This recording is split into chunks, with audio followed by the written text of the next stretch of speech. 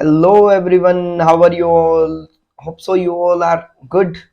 Dear students, आज आपके लिए लेके आए हैं chapter number 6 of class 12th molecular basis of inheritance, जिसको हम मॉलिक्यूलर बायोलॉजी भी बोलते हैं। तो करें प्यारे बच्चे शुरू। चलिए शुरू करते हैं molecular basis of inheritance. Okay, so let's start. सबसे पहले इंट्रोडक्शन के अंदर हम इसके मेन चीजों के बारे में पढ़ेंगे कि मॉलिक्यूलर बायोलॉजी होती क्या है, क्यों इसको पढ़ा जाता है, इसके क्या यूजेस हैं। ये सारी चीजें हम किसके अंदर पढ़ेंगे? मॉलिक्यूलर बायोलॉजी के अंदर। करें शुरू।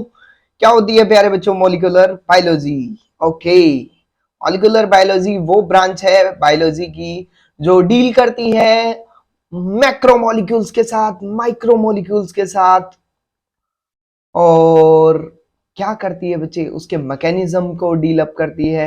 मतलब वो कैसे अरेंज्ड हैं, क्या क्या उनका जीन रेप्लिकेशन में रोल है, कैसे म्यूटेशन में रोल है, कैसे एक्सप्रेशन में रोल है। यानी स्टडी कर रही है बच्चे मॉलिक्यूलर लेवल के ऊपर। It is the study of macromolecules and their mechanism in the living things such as gene replication, mutation and expression. Mutation में, जीन रेप्लिकेशन के अंदर, जीन एक्सप्रेशन के अंदर अलग अलग मॉलिक्यूल्स का क्या क्या रोल है बच्चे, वो सारी चीजें हम किसके अंदर डील करते हैं? मॉलिक्यूलर बायोलॉजी के अंदर। ओके, वॉन वेबर नाम के साइंटिस्ट थे। कौन थे प्यारे बच्चों? Von weber. वॉन वेबर ने क्या किया था? इंपॉर्टेंस को डिस्कस किया था किसकी बच्चे? फिजिकल और केमिकल अप्रोच किसके अंदर बच्चे? बायोलॉजी के अंदर। और इंट्रोड्यूस किया टर्म को बच्चे, कौन सी टर्म को? मॉलिक्यूलर बायोलॉजी को, ताकि हम क्या कर सकें, एक सेल के अंदर कौन से माइक्रोमोलिक्यूल्स हैं, कौन से मैक्रोमोलिक्यूल्स हैं। मैक्रो मीन्स क्या है बच्चे? लार्ज पार्टिकल्स, और माइक्रो मीन्स क्या है? Smaller particles. जब 800 डाल्टन से कोई मॉलिक्यूल लो मॉलिक्यूलर वेट का है तो वो माइक्रो मॉलिक्यूल है, और अगर हैवी वेट का है 800 डाल्टन से तो वो क्या है? मैक्रो मॉलिक्यूल है। और उनके क्या क्या यूजेस हैं, क्या क्या मैकेनिज्म के अंदर वो रोल प्ले करते हैं, जीन रेप्लिकेशन में करते हैं या म्यूटेशन में करते हैं या एक्सप्रेशन में करते हैं, उसकी ओवरऑल स्टडी को हम क्या बोलते हैं प्यारे बच्चों? Molecular biology. समझ आया आपको मॉलिक्यूलर बायोलॉजी क्या है? ओके, अब ये किस वजह से आया, ये जो मॉलिक्यूलर बायोलॉजी आई, मतलब वो किस फील्ड की देन है बच्चे? तो ये एक कन्वर्जेंस वर्क है। मतलब क्या है बच्चे? एक कन्वर्जेंट इवोल्यूशन का पार्ट है। यानी इसके अंदर जेनेटिक्स का यूज भी है, फिजिक्स का यूज भी है, और स्ट्रक्चरल केमिस्ट ने भी यूज किया है, और फंक्शंस ऑफ जीन भी इसी के अंदर पढ़ते हैं। यानी जीन्स के बारे में भी यहाँ डिस्कशन हो रहा है, स्ट्रक्चरल कंपोनेंट की भी यहाँ बात करेंगे, फिजिकल प्रॉपर्टीज की भी यहाँ बात करेंगे। यानी एक ब्रॉड डोमेन है मॉलिक्यूलर बायोलॉजी के। एक ब्रॉड डोमेन है जिसके अंदर हम जेनेटिक्स को भी डिस्कस करेंगे, फिजिकल साइंसेस की बात करेंगे, केमिकल साइंसेस की भी बात करेंगे। एक जीन कैसे फंक्शन करता है वो भी डील करेंगे, जीन कैसे बनता है वो भी डील करेंगे। समझ आया इतनी बात? जो क्लासिकल पीरियड था, मतलब जो स्टार्टअप पीरियड था, वो कब शुरू हुआ? 1953 के अंदर शुरू हुआ, जब वॉटसन एंड क्रिक मॉडल आया। कौन सा मॉडल आया? Watson and Crick model. ठीक है, वॉटसन एंड क्रिक ने क्या किया था? डीएनए का डबल हेलिकल मॉडल दिया था। कौन सा मॉडल दिया था? Double helical model of DNA. DNA के स्ट्रक्चर को डबल हेलिकली डिफाइन करने वाले साइंटिस्ट कौन से थे बच्चे? James Watson and Francis Crick. Okay, now Watson was born in the Chicago on 6 April 1928. Doesn't matter, हमें यहाँ ये बात डिस्कस नहीं करनी है। उसने बीएससी की डिग्री की बच्चे, ठीक है। बर्ड वॉचिंग के अंदर उसका इंटरेस्ट था, ठीक है बच्चे। उसको जेनेटिक्स के अंदर भी क्या था बच्चे? इंटरेस्ट था। उन्होंने जब वो जूलॉजी के अंदर अपनी ग्रेजुएशन कर रहे थे, कौन सी? इंडियाना यूनिवर्सिटी ब्लूमिंगटन के अंदर, तब उन्होंने क्या किया बच्चे? 1950 के अंदर उन्होंने पीएचडी की डिग्री को अवॉर्ड किया, और एक्सरेज के ऊपर का इफेक्ट देखा बच्चे। किसके ऊपर? बैक्टीरियोफाज के अंदर। किसके अंदर? बैक्टीरियोफाज के अंदर। अब बैक्टीरियोफाज क्या होता है?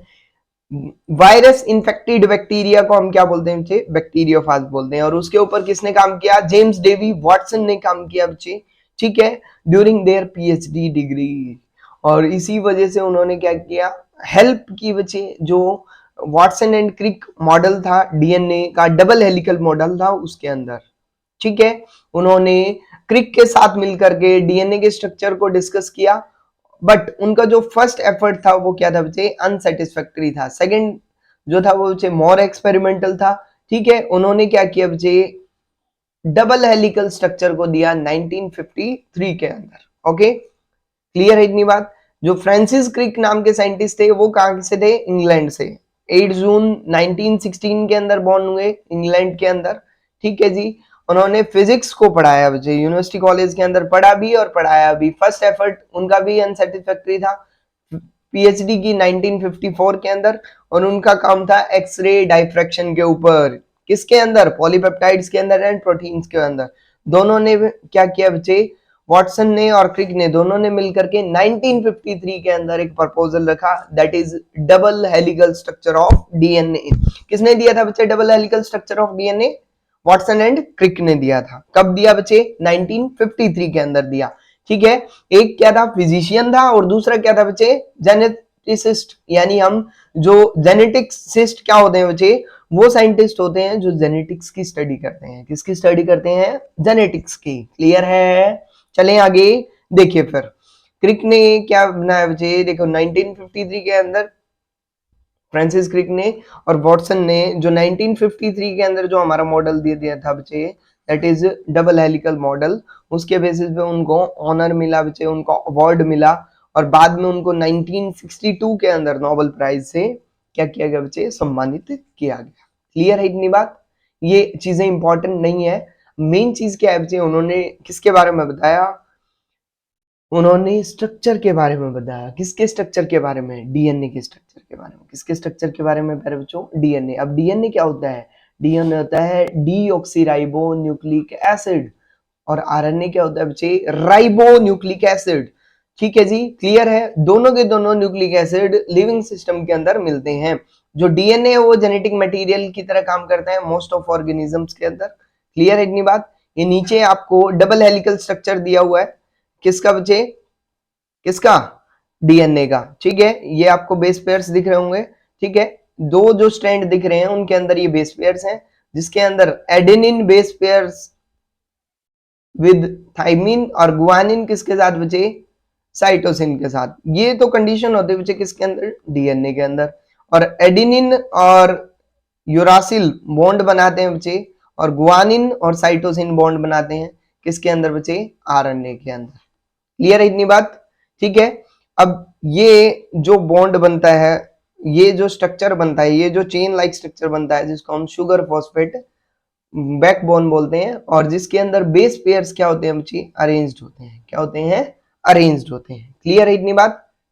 ओके, राइबोन्यूक्लिक एसिड जो है वो भी हमारा क्या काम करता है, वो भी जेनेटिक मटेरियल का काम करता है, बट किसके केसेस में बच्चे, only in cases of viruses. ठीक है जी, आरएनए मैसेंजर की तरह भी काम करता है, एडेप्टर की तरह भी काम करता है, स्ट्रक्चरल आरएनए की तरह भी काम करता है, और कैटालिटिक मॉलिक्यूल। तो आरएनए एमआरएनए की फॉर्म में भी प्रेजेंट है बच्चे। एमआरएनए यानी मैसेंजर आरएनए, टीआरएनए यानी ट्रांसफर कर रहा है इंफॉर्मेशन को, टीआरएनए। और तीसरा क्या होता है, आरआरएनए, जो स्ट्रक्चरल कॉम्प्लेक्सिटीज बनाता है, राइबोसोमल आरएनए। और जब आरएनए एंजाइम की तरह काम करता है बच्चे, उसको क्या बोलते हैं, क्या बोलते हैं प्यारे बच्चों, राइबोजाइम्स। क्या बोलते हैं, राइबोजाइम्स। क्लियर है, ये आपको स्ट्रक्चर यहाँ पे मेंशन्ड है। आई थिंक दोनों को कंपैरिजन आप इजीली कर सकते हैं। ओके, क्वेश्चन आया, adenine pairs with, yes, easy question है बच्चे। एडेनिन किसके साथ पेयर करता है बच्चे, थाइमिन के साथ, but in case of only DNA. तो यहाँ पे क्वेश्चन किसके रिस्पेक्ट में पूछा गया है, डीएनए के रिस्पेक्ट में पूछा गया है। और अगर आपसे पूछा जाता आरएनए के केस में क्या होता है, तो एडेनिन पेयर करता है बच्चे किसके साथ, यूरासिल के साथ। और यहाँ आपको ध्यान क्या रखना है, जो बॉन्ड बनता है वो हाइड्रोजन बॉन्ड बनता है। और कितने हाइड्रोजन बॉन्ड बनते हैं प्यारे बच्चों, 2 hydrogen bond will form between the adenine as well as thymine. और गुआनिन और साइटोसाइनिन के बीच में कितने बनते हैं बच्चों, 3 हाइड्रोजन बॉन्ड। कितने बनते हैं, 3 हाइड्रोजन बॉन्ड बनते हैं। नेक्स्ट क्वेश्चन क्या है, RNA act as, RNA act as an enzyme, नहीं बच्चे। रिकॉम्बिनेंट डीएनए नहीं, एंटीबॉडी की नहीं, और जेनेटिक मटेरियल किसके अंदर, वायरसेस के अंदर। किसके अंदर प्यारे बच्चों, वायरसेस के अंदर। मोस्ट ऑफ के अंदर क्या होता है, डीएनए होता है, लेकिन वायरसेस के अंदर क्या होता है, आरएनए होता है। अभी जो हम डिस्कस करेंगे वो क्या डिस्कस करेंगे प्यारे बच्चों, हम डिस्कस करेंगे डीएनए के बारे में। डीएनए क्या है, डीएनए का स्ट्रक्चर क्या है, किसने डिस्कवर किया, वो सारी चीजें डिस्कस करेंगे। करें शुरू। ओके, मूव ऑन करते हैं डीएनए के ऊपर। एक स्ट्रक्चर आपको स्क्रीन के ऊपर दिखाई दे रहा है, ये किसका स्ट्रक्चर है प्यारे बच्चों? डीएनए का। डीएनए क्या है? Deoxyribonucleic acid, right? ठीक है। अब इस डीएनए का स्ट्रक्चर आपको दिख रहा है, ठीक है, डबल हेलिकल स्ट्रक्चर है। ये कैसा स्ट्रक्चर है? Double helical. अभी पीछे हमने डिस्कस किया, किसने दिया ये double helical structure? Watson and Crick, दो साइंटिस्ट थे, ठीक है जी। वॉटसन एंड क्रिक, एक क्या था? फिजिशियन था, और दूसरा क्या था? जेनेटिसिस्ट था। यानी एक जेनेटिक्स के ऊपर काम कर रहा था, एक किसके ऊपर काम कर रहा था? फिजिक्स के अंदर। और फिजिक्स में भी कहाँ काम कर रहा था? पॉलीपेप्टाइड्स के ऊपर, प्रोटीन्स के ऊपर, उनके एक्सरे डाइफ्रैक्शन के ऊपर काम कर रहा था, राइट? करें मूव ऑन। डीएनए, डीएनए और deoxyribo nucleic acid, full form क्या होती है? Deoxyribo nucleic acid is helically twisted. किस तरीके का स्ट्रक्चर होता है? आपने अभी नीचे दिख भी रहा है, twisted heteropolymer of deoxyribo nucleotide. Heteropolymer है, मतलब पॉलीमेरिक फॉर्म तो है, लेकिन उसके अंदर क्या है बच्चे? मोनोमर यूनिट डिफर कर रही हैं। क्या कर रही हैं? डिफर कर रही हैं, ठीक है जी। डीऑक्सीराइबो न्यूक्लियोटाइड्स की, किसकी बच्चे? डीऑक्सीराइबो न्यूक्लियोटाइड्स की। DNA is the largest bio macromolecule, सबसे जो बड़ा मैक्रोमोलिक्यूल है वो क्या है? डीएनए है। DNA represents the genetic material of organism and forms the molecular basis of inheritance या molecular basis of heredity. DNA किसको रिप्रेजेंट कर रहा है बच्चे? जेनेटिक मटेरियल को। और क्या बना रहा है? Molecular basis. सो हमारे चैप्टर का नाम क्या है? मॉलिक्यूलर बेसिस ऑफ इनहेरिटेंस और मॉलिक्यूलर बेसिस ऑफ हेरिडिटी। तो हमारा मॉलिक्यूलर बेसिस क्या है बच्चे? डीएनए है। क्या है? DNA. So DNA is the genetic material of organism as well as forms the molecular basis of heredity. Very important question from this line. What is the molecular basis of heredity? तो क्या है बच्चे? DNA. Okay, now what is the length of DNA? Question arises, what is the length of DNA? DNA की length क्या है बच्चे? The length of DNA is usually defined in terms of number of nucleotides or number of base pairs or number of nucleotide pairs. कितने nucleotide के pairs हैं, या कितना number of nucleotides है, या कितने उसके अंदर नंबर ऑफ बेस पेयर्स हैं, उसके बेसिस पे हम क्या फाइंड आउट कर सकते हैं? लेंथ ऑफ डीएनए को फाइंड आउट किया जा सकता है बच्चे, ठीक है। जैसे बैक्टीरियोफाज दिया हुआ है यहाँ पे, कौन सा बच्चे? 5 into 174, that is a species of bacteriophage which consist of 5386 or you can say 5386 nucleotide. You can easily find out on the basis of number of nucleotides the length of DNA. Easily हमें पता चल रहा है length of DNA कैसे find out कर सकते हैं बच्चे? यहाँ पे क्या दिया हुआ है? नंबर ऑफ न्यूक्लियोटाइड्स दिए हुए हैं। क्लियर है इतनी बात? अब सेकंड एग्जांपल किसका दिया हुआ है? बैक्टीरियोफाज लैम्डा का, जिसके अंदर नंबर ऑफ बेस पेयर्स कितने हैं? 48,502 बेस पेयर्स दिए हुए हैं। दो ये हमारा क्या है बच्चे? लैम्डा फाज यहाँ पे दिखाया हुआ है, ये हमारा क्या दिखाया हुआ है बच्चे? 5 into 174 बैक्टीरियोफाज दिखाया हुआ है। क्लियर है इतनी बात? ठीक है जी। ये लैम्डा फाज हमें दिखाया हुआ है, यहाँ पे क्या है? डीएनए दिखाया हुआ है। ये क्या है? कॉलर है। इसकी क्या है? टेल को रिप्रेजेंट कर रहा है। बेस पैलेट्स हैं, और साथ में क्या दिखाए हुए हैं? बाइंडिंग प्रोटीन्स दिखाए हुए हैं।